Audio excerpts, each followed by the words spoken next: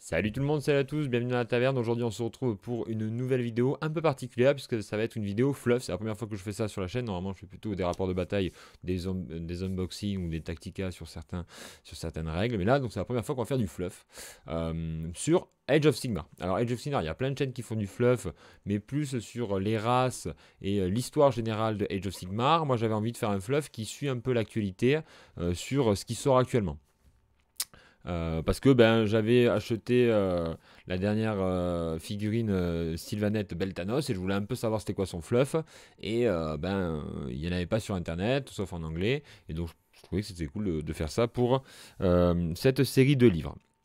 Cette série de livres, finalement, elle fait suite à celle qu'on avait eue avec Broken Realms. Broken Realms, ça avait marqué le passage de la V2 à la V4. V2 avec 3, je ne me rappelle plus. V2 avec 3, je crois. Et donc, c'était une série de livres centrés sur des personnages. Alors, certains, là, je vais vous en montrer.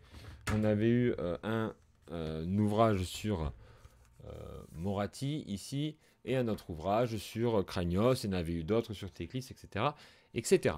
Ce qui était cool avec Broken Realms, c'est qu'il se passait des grosses choses en termes de fluff dans Age of Sigmar, mais d'un autre côté, il n'y avait pas de lien entre. D'accord. C'est-à-dire que ce qui se passait avec Moratti avait finalement assez peu d'impact sur ce qui se passait sur le Kragnos. Mais il y avait des gros trucs quand même dans l'univers d'Age of Sigmar avec l'arrivée de Kragnos, la déification de Moratti, le rituel de la vie d'Alariel et le combat entre Teclis et Nagash qui avait tourné en faveur du dieu des elfes.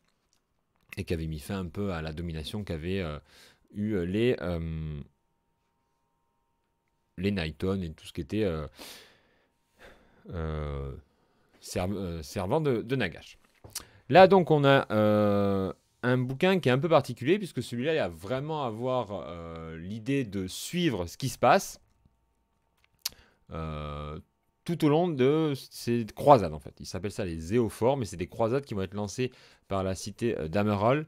Amerol, c'est une cité particulière puisqu'on appelle ça la cité, la comète à deux queues, parce qu'elle est située sur deux royaumes. Elle s'étend à la fois sur Jiran et sur Akshi. Et donc, on va suivre les péripéties de ces croisades. Alors tout d'abord, et à chaque fois, comme d'habitude, vu que c'est du game, il y a à la fois aussi une partie jeu avec des nouveaux profils, des nouvelles figurines, des bataillons, etc., etc. Mais ça, vous connaissez. Mais je ne vais pas m'y attarder. L'idée donc, c'est de faire un peu un point sur ce qui se passe et avec des petits moments de fluff et de récits de nos chers petits humains. Alors, humains parce que ça va être centré sur les croisades, sur les City of Sigmar. Donc, comme d'habitude, on a un sommaire. Nous, on va partir plutôt sur la première partie qui est sur le fluff. Là, on nous fait un point un peu sur la règle. Et on commence directement dans la cité qui est en Akshi. C'est Amerol Akshi, où là, on va avoir une conversation entre des répurgateurs. L'ensemble du bouquin est quand même assez dark, je trouve. Les City of Sigmar, j'en avais une vision plutôt un peu, pas céleste non plus, mais plutôt des havres de paix tranquilles et tout, sauf celle qui était un peu à Vilgard, je crois, qui a été un peu dominée par les sortes d'elfes noirs. Mais je m'attendais pas à ce que ça soit aussi un petit peu violent quand même. On va le voir dans la suite. Et donc, il y a des mouvements un peu insurrectionnels, une maladie qui s'étend dans la cité. Voilà, c'est un peu la mise de base un peu. Et surtout, on sait qu'il va y avoir la volonté de lancer une offensive de la cité, que ce soit en Jiran ou en Akshi. Donc voilà, Akshi, c'est le royaume un peu de feu. Ça ressemble un peu à Mustafar, si vous voulez, dans Star Wars. Alors que Jiran, c'est plutôt la forêt et le côté verdoyant, naturel. Voilà, en gros. si je veux le résumer. Et tout au long du bouquin, on va alterner entre ces deux, entre à la fois Aqshy et à la fois Jiran. Et donc, quand on sera sur Jiran, ça sera en vert, jusque-là, c'est bien. Là, il y aura une partie où on va être un peu sur le reste des royaumes, et en rouge, ça sera quand ça sera sur Aqshy. Donc, le point un peu en Jiran, et qu'est-ce qui se passe? En Jiran, il y a une lutte, on va dire, entre Alarielle et Nurgle. Jusque-là, c'est la base. Et parce que Nurgle fait s'étendre une maladie. D'accord? Ils appellent ça la... alors, je ne sais plus où... la tremblose. Voilà, c'est la tremblose en fait qui va s'étendre. Et Alarielle, elle essaye de repousser ça avec de la pluie. Donc vous voyez, c'est un truc très anglais. Il pleut, ils sont contents. Donc il y a ce duel de pluie entre Alarielle et Nurgle. Mais les hauts dignitaires de Jiran, ils savent que Alarielle, elle va pas pouvoir toujours tout le temps tenir ça. Pourquoi? Parce qu'Alarielle, elle est cyclique. Et de ce côté-là, c'est bien trouvé, puisqu'on sait qu'Alarielle, elle a un côté comme un peu les saisons. Elle va avoir moins, ça va être l'hiver et elle ne pourra pas toujours être là pour subvenir au problème de Nurgle. Surtout qu'ils s'aperçoivent qu'au nord de Jiran, en Verdia, au nord de Verdia, eh bien, ils s'aperçoivent que la tremblose, elle est moins importante, elle est moins forte. Et voilà, il semblerait que eux, ils pensent que c'est parce qu'à l'Ariel, finalement, ça a un effet, ce qu'elle fait, et petit à petit, ça se réduit. Et on va voir que c'est un petit peu plus compliqué que ça, en fait. Donc là, on nous parle de la cité, hein, et le climat un peu de tension qu'il y a suite à cette épidémie qui augmente. Dans la page suivante, on va plutôt s'intéresser là aux émissaires de Nurgle, et donc on va s'intéresser à ces émissaires qui eux aussi s'interrogent, parce que pour l'instant ça marche bien, la peste à 7 ans, la tremblose du père Nurgle, mais vers le nord ça ne marche pas trop, donc ils vont envoyer des hommes là-bas, hein, pour savoir un peu ce qui se passe au nord. Les proies des putrescens apparurent après le crépuscule, appâtées par la fumée polluée. De loin, et dans la pénombre, on leur aurait prêté fière allure, voire une certaine majesté. Des hommes d'armes flanqués d'imposants champions, sous la houlette d'un personnage bardé d'atours qui tenait un sceptre. La vérité n'apparut que sous la lueur lunaire. Les soldats étaient voûtés. Leur regard était celui d'aliénés. Leur faciès bestiale avait la gueule encroûtée de sang, tandis que les chevaliers évoquaient des ogres difformes. Et en fait, ils vont s'apercevoir qu'il y a des petits gens aussi qui, au nord, s'étendent. Puisque ce livre s'appelle Les émissaires, et bien on va voir qu'ils ne sont pas les seuls émissaires à s'étendre en Jiran, qu'il y en a d'autres aussi. Pas de la peste, mais plutôt de la mort. En cet instant, le cours de la bataille bascula. Gérion et sa relique étaient un phare sanglant dans le brouillard de tremblose, et les ghouls s'y rallièrent pour épancher leur fureur. Même celles qui avaient été affectées par le malaise du doute se retrouvèrent animées d'une colère qui les dépassait, et plus d'un pesticrate se prit à hurler avec elles, l'influence parasitaire du grand-père cédant sous le poids de cette frénésie hallucinée. Le cercle du malheur, cet axe immonde autour duquel tournaient les frères fiévreux de Plugoth, commença à se déliter quand ces guerriers furent assaillis par des ghouls jaillis de toutes parts. Donc il va y avoir une confrontation entre les ghouls, qui sont envoyés par les émissaires du roi de l'été. Donc il y a des porte-pestes, hein, c'est eux qui sont les héros un peu des ghouls, et les soldats de Nurgle, en fait. Et j'aime bien, hein, la description qu'ont fait les Flesh Eaters courtes, hein. À chaque fois, on les fait passer pour des pro-chevaliers, et enfin ils se voient comme des pro-chevaliers, mais dans la réalité, c'est des grosses pourritures, quoi. Enfin dans le sens pourriture, c'est des macabées, quoi. Donc ça, c'est assez cool. Et finalement, ceux qui vont remporter cette bataille de Longchamp, c'est les troupes de ce roi de l'hiver, donc des Flesh Eater courtes.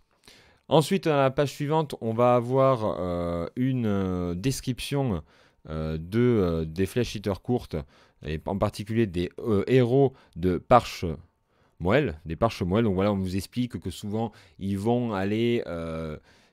au sein des cours comme ça pour influencer les décisions et pour en fait étendre l'influence des Flesh Eaters courtes au sein des autres nations. Et ça, je trouve que c'est sympa en fait, hein, puisque c'est vraiment en gros c'est un peu c'est le grima, quoi. C'est des grimas, c'est les types qui viennent un peu pour étendre la mort à travers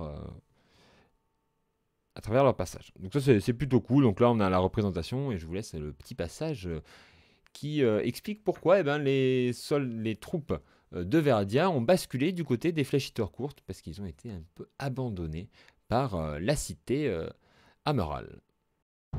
Je me moque de la vie des maréchaux et du conclave. Que la reine éternelle leur crève les yeux. Ce Sir Gérion est un héros.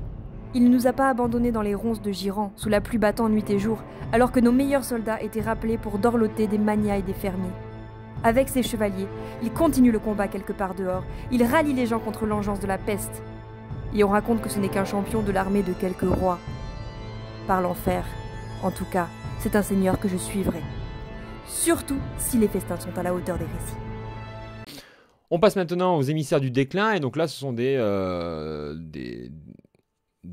émissaires de Nurgle qui eux aussi se lancent dans les royaumes pour étendre la peste. Et voilà. Donc toujours on leur montre avec des armes qui sont dégueu, qui sont usées, des armures aussi, toute une description macabre et dégueulasse un petit peu de ces troupes-là. Je vous laisse un petit peu voir qu'est-ce qui arrive si jamais vous entendez ces émissaires arriver chez vous. À 7 fois, 7 reprises sonnera le glas des Vérolles, même si tu te crois protégé par ton bon Dieu de l'orage. Ensuite, viendront les fièvres et les furoncles suintants, et les interminables frissons de l'âme. Et ton bétail gémira dans une langue humaine, et tes taudis et pancartes seront gravés des paroles du joyeux déclin. Alors seulement s'ouvrira en grinçant le portail rouillé du jardin. Et quand ce sera fini, comme toute chose doit finir, un très glorieux carnaval poussera sur le terrain de ton malheur. C'est écrit, c'est connu. Extrait du tome des lugubres présages découverts dans une cave de l'hospice de Sigmar, le miséricordieux à merveille de Gris.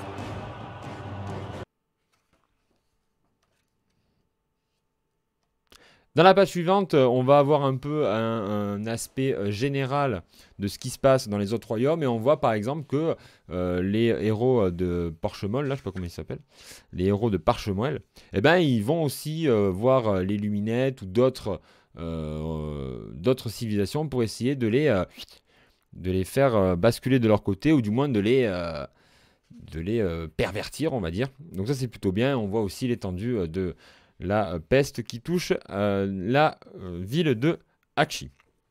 Et donc là, c'est intéressant puisqu'on va voir aussi à Aqshy qu'ils ont une manière un petit peu particulière de gérer cette pandémie, on va dire, puisque eux, les types, ils vont pas s'embêter, ils vont brûler tout le monde. Hein, voilà, ça va être un petit peu le barbecue, puisque c'est la terre du feu. Et il y a un côté un peu fanatique dans cette partie du bouquin qui est assez cool, moi j'ai bien aimé, que ça montre vraiment le côté fanatique religieux qu'on va retrouver dans le livre suivant. Je vous en laisse...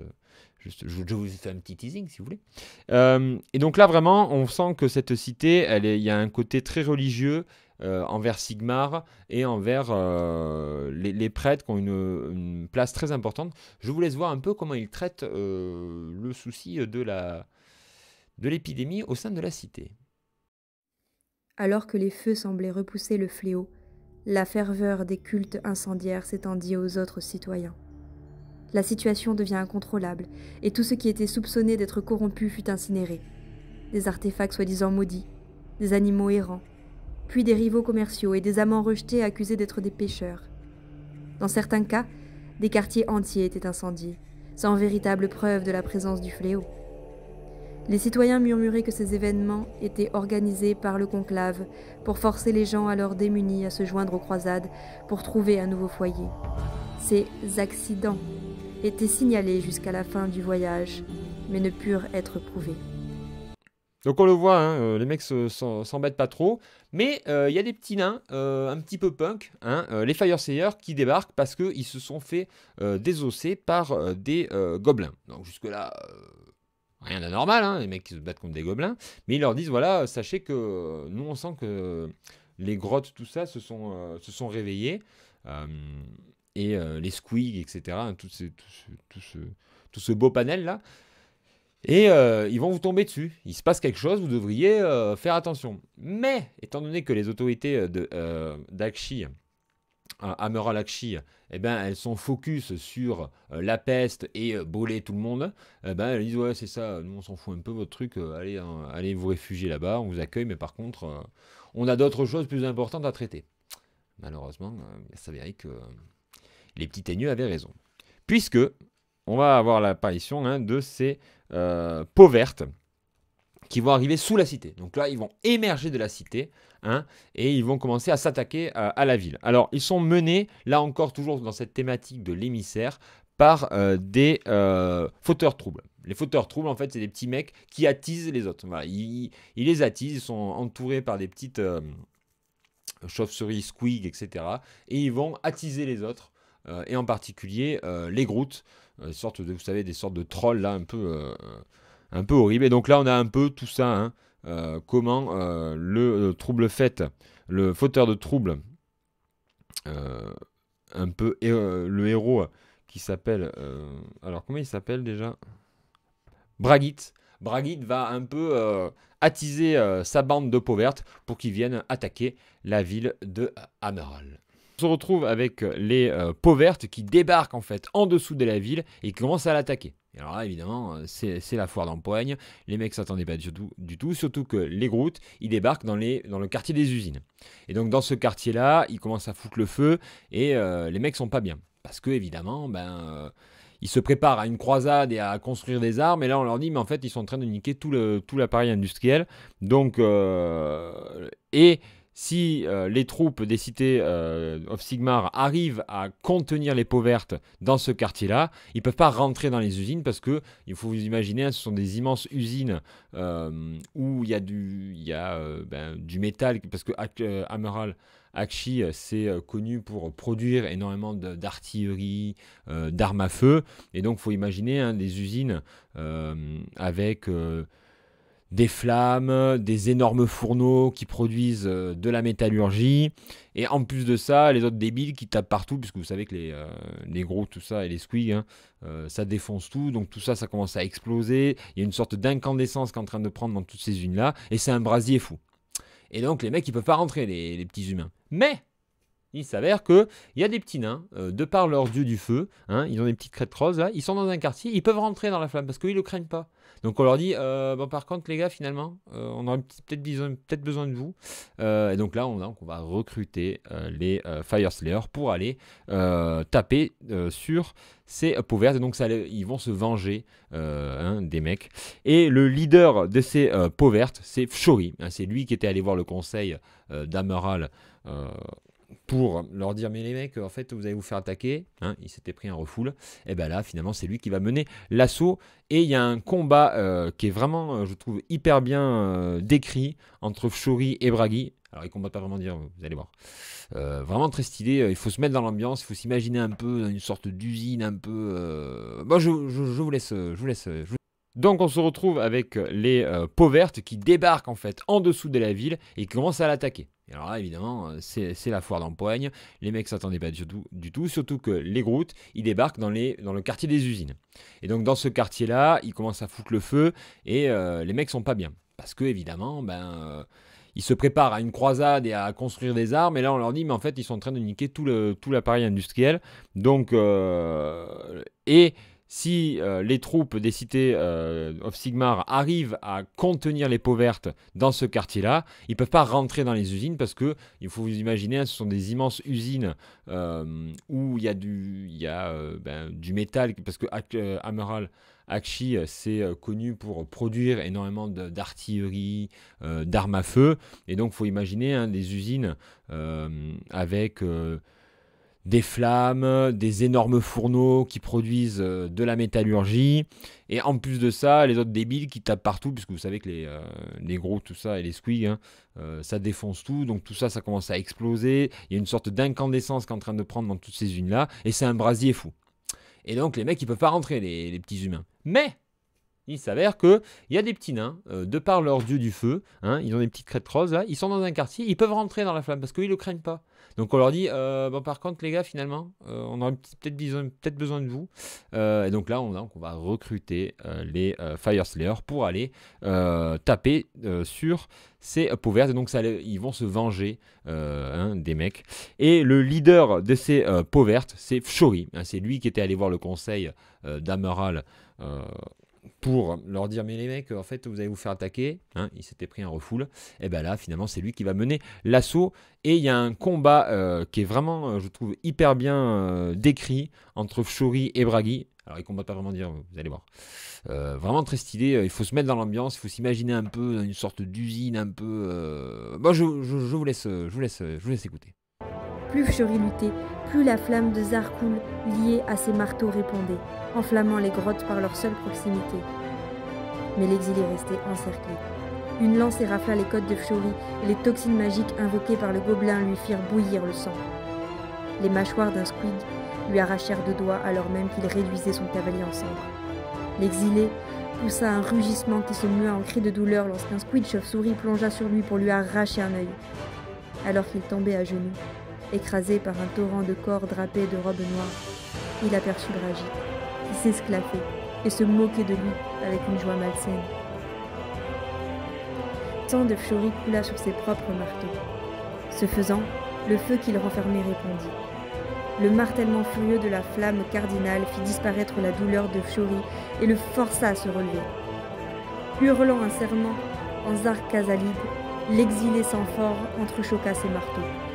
En se rencontrant, les armes produisirent une supernova de flammes élémentaires. Les grottes n'eurent aucune chance au centre de ce brasier. Les runes luisantes, Fshori regarda les peaux vertes hurler avant d'être réduit en cendres.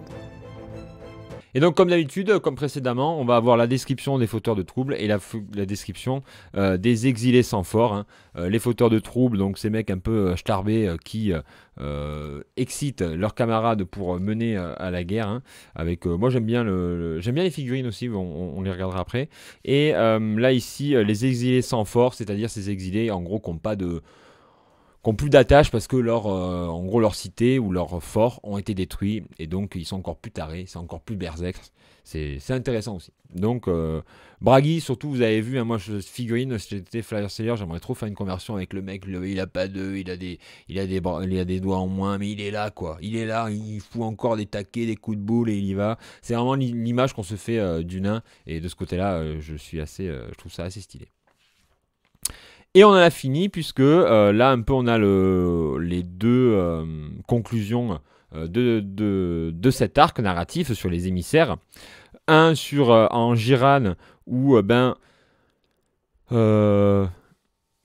la cité d'abondance, ils ont vu, ah vous avez vu au nord là il semblerait que il y a un effet, ça marche bien. On va lancer notre offensive dans cette direction. Donc les types, hein, ils vont aller là où finalement les Flesh Eaters courtes sont en train de prendre le dessus sur Nurgle en fait. Donc ils sont en train ils ont repoussé Nurgle. Et donc certes, il n'y a plus d'épidémie là-haut, mais c'est pas sûr qu'il y ait encore beaucoup de vivants. Enfin, ils sont vivants, mais c'est des morts vivants quoi. Et de l'autre côté, on va avoir les Fire Slayers hein, qui ont sauvé la cité, qui sont accueillis au sein du conseil et qui commencent à pousser pour que le conseil attaque. Alors les types, au contraire, ils sont remontés comme des pendules, malgré qu'ils ont perdu une partie de leur production industrielle. Ils savent qu'ils vont pouvoir quand même mener le combat et surtout hein, que... On parle un petit peu de quelqu'un qui mènerait les grottes, qui serait un petit peu un super grotte, et donc on se dit on va aller définitivement régler ce problème-là dans cette direction, et donc ils prennent la direction de là où il y a une activité particulièrement importante de peau verte. Voilà, pour un peu nettoyer définitivement ceux qui viennent de les attaquer. Voilà un petit peu donc le point sur ce livre-là. Vous avez vu, hein, c'était un point assez rapide avec des extraits comme ça pour vous faire un peu rentrer dans ce bouquin. Moi j'ai plutôt bien aimé, hein, malgré que ça soit plus une mise en bouche de ce que vont être les croisades que réellement les croisades en elles-mêmes, hein, puisque c'est plutôt la mise en situation, qu'est-ce qui a déclenché ces croisades, et encore que tout ce qui est Girad, on n'a pas vraiment de lien avec les croisades, puisque c'est sur Nurgle et les Parchemoel. Ce qui est particulièrement cool par contre, c'est de montrer que lorsque l'autorité de la cité elle s'est un peu atténuée pour recruter des mecs, les meilleures troupes en vue de la croisade, mais finalement ça a laissé les populations sans défense face aux dangers de Nurgle et des Flesh Eaters. Les 4 figurines qui nous sont proposées, moi j'aime beaucoup les ministères du déclin, je trouve j'aime toutes ces figurines. Je pense qu'on les apprécie encore plus lorsqu'on a lu le bouquin, puisqu'elles sont vraiment, je veux dire, elles reflètent vraiment l'image qu'on a des personnages, hein, que ça soit l'exilé sans fort, le héros de Parchemoel, même si peut-être là cette sorte de le héros en général on voit plus quelqu'un avec une bannière, donc là cette sorte de faucille, bon, voilà, peut-être un petit peu moins celui-ci, et par contre le fauteur de trouble, je le trouve vraiment stylé, avec les petites squigs vampires, la chauve-souris, vraiment je trouve la figurine assez bien, et il a un petit air de teigneux, donc ça marche très très bien. Voilà, donc on en a fini avec ce premier livre des Éophores. On va donc enchaîner avec le deuxième. On va voir qu'il y a un nouveau personnage qui va arriver au sein de l'univers de Age of Sigmar. Si vous avez apprécié la vidéo, n'hésitez pas à liker et à partager. Sinon, moi je vous dis à très vite sur la taverne. Allez, ciao!